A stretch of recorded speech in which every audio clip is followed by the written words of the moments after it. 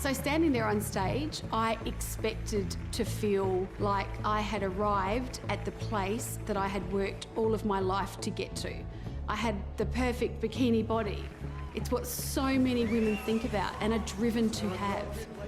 And in that moment, all I could think was, to have what I've got right now has taken too much sacrifice, too much time, too much energy, too much obsession, and it's just not worth it. Taryn Brumfitt, you are the director of Embrace. Can you firstly just tell us who you are? Oh gosh, where does one start with that sort of question? Well, you get the big ones from us. Yeah.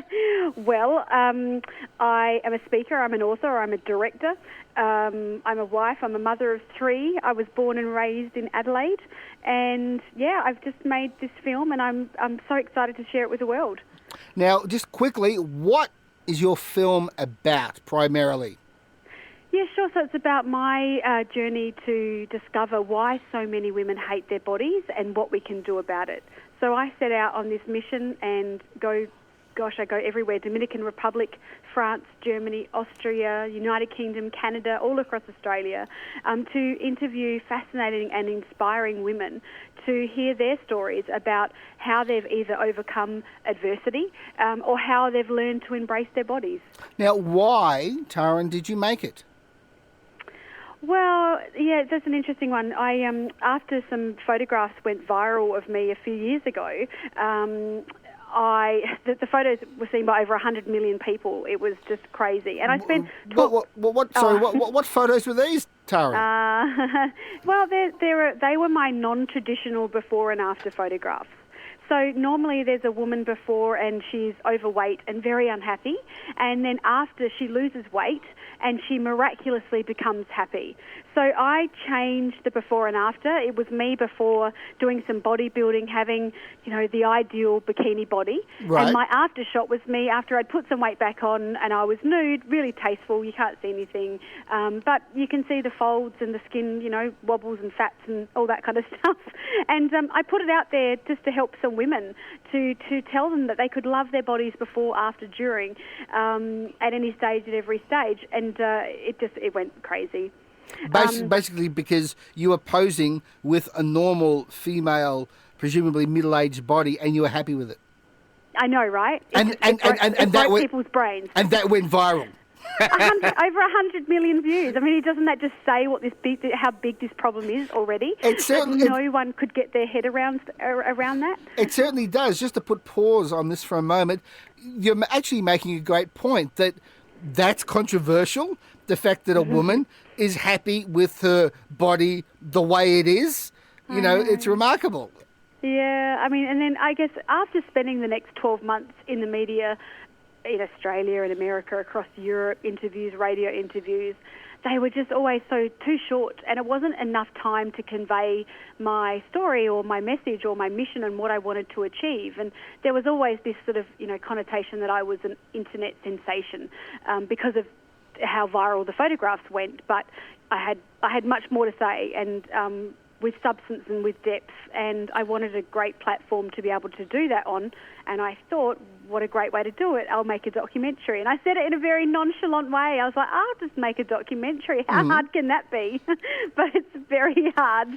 But I'm here now, and I think the film is beautiful. I'm really proud of it, and I believe it's going to start a very important conversation. Right. Just before we get on to that, just as a side note, can you just tell us, just in a nutshell, how hard you found it to make a documentary, how you got the backing to do it, and basically how you were able to realise, from a very naive point of view, this documentary? Okay, so I went to crowdfunding, using Kickstarter to raise the initial funds, and I set out to raise $200,000 of a 60-day campaign, and on day 12 we reached 200,000, and then went on to raise a total of 331,000. So it was Australia's most successfully crowdfunded documentary in history. It was quite amazing, and the trailer that I made for that had 23 million views, and 8,908 people around the world contributed to the Kickstarter. So So that was the initial funding, and then Screen Australia came on board shortly after, and the South Australian Film Corporation as well, and they backed the project financially. And I was able to head out into the world and find some incredible stories and share them. Normally, the financing of a film doesn't really have anything to do with the motive behind it, but that's not the case with this movie. It seems like people wanted the film to be made. Yeah, it's always been a project for people. I mean, I've made this film. I've made it not for awards or not for critics. I've made it for people. Because simply when I learned how to love my body and to embrace my body, I wanted to share that with as many people as I could, because it was like winning the golden ticket.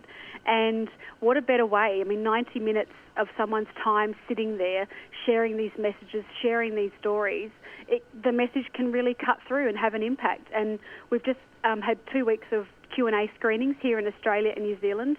And, oh gosh, there were sold-out cinemas, there were standing ovations, there were so many tears. I need Kleenex to come on board and do something with this film. Yes, but truly it's doing what I always and hoped that it would do. I was going to ask you how the film Embrace has been embraced. That's right, it has been, indeed. It's so good to see. Is it having the impact that you wanted? Oh, definitely. I mean, tell me. There's so many stories that have come from people seeing this film. Remembering we've only had Q&A sessions in each of the capital cities, so there's been a dozen screens. But sitting here today, I've got 394 unopened email messages from people, and people actually contacting me through social media and saying, I've seen the film, and now I realise I don't have to buy into the messages that tell me I should be something than other than what I am. How do you feel? And I'm going to make a different choice. How do you feel? I feel great. I feel great. There are moments, I had a big cry in front of the Perth and the Wellington audiences because it was a standing ovation, and there was not a dry eye in the room. And I feel so privileged to do what I do, and I feel really honoured to be the one driving this forward, and I have an amazing team of people around me, and it feels great. And can I ask, what impact will the MA rating have on the intended audience, which I imagine includes young teenage girls who the rating might exclude from screenings? Are you fighting the rating? Do you have an issue with the rating, the MA rating? Tell me about it. I have a huge issue with the MA rating, because the whole purpose of the classification board is to protect minors from seeing harmful content. And in Embrace, there is 12 seconds of a 90-minute documentary where we see about 20 still images of a woman's vulva. And it's 50% of the population have this. It's informative. It was educational. It was in context. I've just been to the Beverly Hills surgeon and asked him what he would do with my body, and we were talking about the rates of labiaplasty, which is really, from the statistics I've been reading and the papers I've been reading, labiaplasty is like the boob job of the 90s. It's becoming a very normal thing to go and remove parts of your body. And it was important for me to share this in the film because young children, they're only exposed to one type of body, and when it comes to the female's anatomy, it's often pornography that they're seeing, and there's no diversity shown. So we will appeal this decision. It's really interesting. Just today I've seen some critics' reviews, and they're getting behind it. One of them wrote, "It must also be put on the record that the M15 plus rating given to Embrace by Australia's censorship overseer is a complete mistake." I think they have made a terrible mistake, and we don't need more shame in the world surrounding our bodies. And isn't it interesting, when I looked at the paper today, there's Suicide Squad, there's the Bourne movie, there's Absolutely Fabulous, there's all these movies, they're all M. And an empowering documentary about body image has got an M15 plus. It doesn't make sense. I guess the thing is to remember that young children, they can come and see this film, and I've released a blog through the Body Image Movement website where I talk about my recommendations, which I think double digits, 10 and above, I think that's an appropriate age for young children to see it. You can bring your children to see this film, you just have to be present. But as a filmmaker, what this classification rating has done is it's prevented our trailer being seen in any Australian cinema that has an M rating or below. Ow. So, I mean, exactly. That's got to hurt. Well, I didn't spend 2 years of my life making this film for it not to be seen. And of course it hurts. But what I do also believe is that we, and always have right from the very beginnings through Kickstarter, we've got a bit of people power behind us. People know what's right. People know what the right thing to do is, and I'm seeing them really get behind Embrace. I'm getting all these report backs so that people are into it, they're supporting it, and they're going to help me spread the message, even though we are being blocked left, right and centre. Even on Facebook, the film posters get taken down because of the amount of flesh that I'm showing. Have you considered any requests to cut the film or to modify it at all? Of course I've been asked that. Yeah, that's something that would be a very easy choice to make and to move forward. Yeah, but I refuse to do it. Okay. Because what message is that sending if I do that? I believe we've done the right thing by including, those images in the film. It's an important conversation, and anyone who thinks differently, I think you've got your head in the sand, and you don't understand the cultural landscape in which our young children are growing up in. That they're seeing images, they're seeing these things. And I can actually walk down the street and see a woman more sexualised, a girl more sexualised on a bus stop, or a woman more objectified in a billboard than what you'll see in this film. It doesn't deserve the rating. Now, one of the big issues that I think the film tackles is the issue of insecurity, that we have media images, fashion industry images that rouse, or that are intended to rouse, insecurity in females. Now, this is very well documented in the film.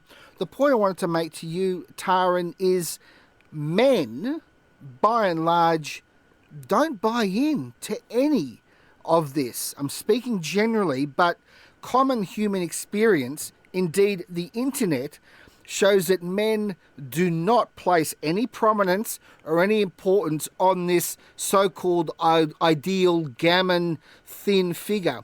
Men's tastes are as wide and as diverse and as different as anything you can imagine. They are as wide and as wonderful as Kim Kardashian's curves. Now, can you just speak to that for a bit about men's approach to this? Because again, I'm putting to you that men don't really care. It's women who place importance on this image that they're meant to live up to. Men basically don't really care. Yeah, I think the problem comes from the marketeers, the global brands, the diet and the beauty industry that really ram these messages down women's throats that they should be and conform to a certain ideal of health or beauty, and who are driving this feeling of being insecure because they've got lines on their face or cellulite on their thighs or whatever it may be. This has been the world for women for a very long time, and it's only benefiting these corporations, financially through our insecurities. And in terms of men and what men think of women, I agree. I've received many emails from men who say to me, oh gosh, I don't care about my wife, that she's put on weight, she's lost weight, whatever it is. I love her for her. And it's interesting. I mean, I'd like to think I'm a pretty intelligent woman, and my husband told me those things for years, and they just weren't getting through. Unfortunately, we live in a world where we step outside of our doors and the messages they filter through. And I think it's time for all of us, women and men, to be part of a conversation that we say, no, we've had enough, we're not buying into it. And it's important that men come along to see this film, I guess, so they understand some of what we've been going through and what's out there. And it's not exclusive to women either. I see more and more men through depression and anxiety because of body dissatisfaction. I see more and more of that occurring. Steroid use in young boys. I read some papers on that recently, and that's spiking as a new trend.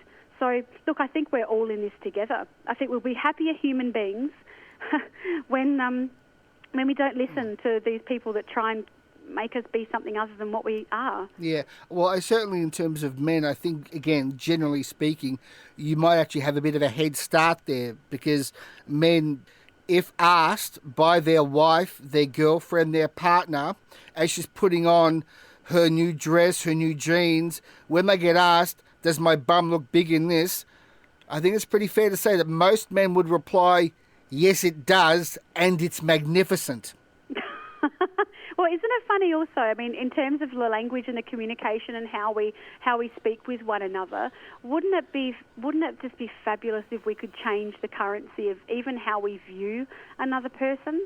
I mean, in terms of beauty, I think you can't actually see beauty, because it's humility and it's kindness and it's compassion and it's all of those things. And I often joke to people and say, well, if my husband married me in my mid-20s for my body, then we probably wouldn't exist now, because there's so many more important things in life and a person's character than just how they look. Were you ever tempted to channel Michael Moore and actually confront any of these designers, any of these fashion labels, any of these advertising agencies who you feel are responsible for promoting this unreachable body image? It's a great question, because that's documentary number 2. So, I know. I mean, crazy, right? I mean, even saying those words out aloud, and I think it's the first time publicly I've said it, that I'm definitely going to go back in, because I've learnt so much in the last 2 years. But in terms of embrace being what it is and not that element of controversy, for me, it was just laying the foundation of here I am and here's my story and here's what's going on in the world. And gosh, we filled up 90 minutes and could have filled up another 10 documentaries just with those stories. There just wasn't enough time. But there's a lot of fight in me, and I think there's a lot of wrong, and there's a lot of companies that are doing the wrong things, and it's impacting our young girls and our boys and women and men, and I don't think that's okay. And I definitely look forward to taking on the new challenge one day soon of exposing those brands that aren't doing the right thing, and also changing the laws. It's something we're releasing next week. Is about changing the photoshopping laws and the advertising standards here in Australia. There is so much to do. I wouldn't change Embrace for the world. I think it's a nice entry. Here is the story. But listen, I love Michael Moore. He's a great source of inspiration for me. And yes, I might have to catch up with him before documentary number 2. I'm sure he would give you some great tips. But just to clarify, Taryn, for the record, you're telling us for the first time in this interview that there may well be an Embrace 2 in which you take the front foot this time and actually going after some of these people. Yeah, absolutely. Well, we like the sound of that. Yeah, I'm ready. Okay. I'm ready for that.